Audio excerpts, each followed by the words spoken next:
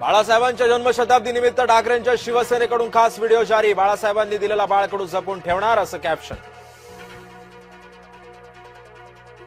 ठाकरे बंधू पुन्हा षण्मुखानंद सभागृहात येणार एकत्र। बाळासाहेबांच्या जन्मशताब्दी निमित्त ठाकरे बंधूंकडून एकत्र कार्यक्रमाचं आयोजन।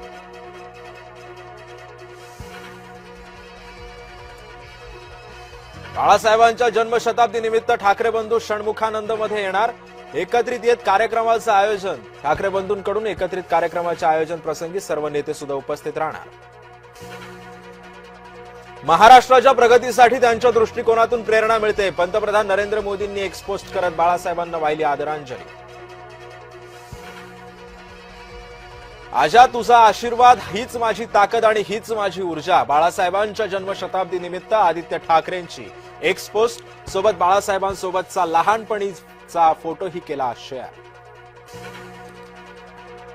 आज निष्ठा विकल्या जात आहेत, तत्व फेकून दिली जात आहेत। बाळासाहेबांच्या जन्मशताब्दी निमित्त राज ठाकरेंची एक्सपोस्ट। बाळासाहेब म्हणजे महाराष्ट्राची सिंहगर्जना। सिंहगर्जना आजही घुमतीये, त्यामुळेच महाराष्ट्र जिवंत। सामनातून आठवणी जागवत बाळासाहेबांना वाहिली श्रद्धांजली। मी कधीतरी थोडी लवचिक भूमिका घेतली तर ती माझ्या स्वार्थासाठी कधीच नसेल। बाळासाहेबांची शपथ घेत राज ठाकरेंचा शब्द। दावोस बाबत अपप्रचारासाठी एक टूलकिट काम करते। त्या टूलकिटच्या मागे कोण आहे हे मला माहिती आहे। दावोसमधून मुख्यमंत्र्यांचा टोला।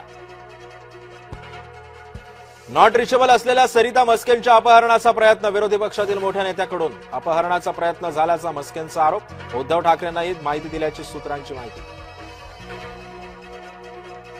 कुठेही एमआयएम सोबत जाणार नाही। अचलपूरमध्ये भाजप एमआयएम एकत्र नाही। चंद्रशेखर बावनकुळेंनी एमआयएमचा विषय संपवला।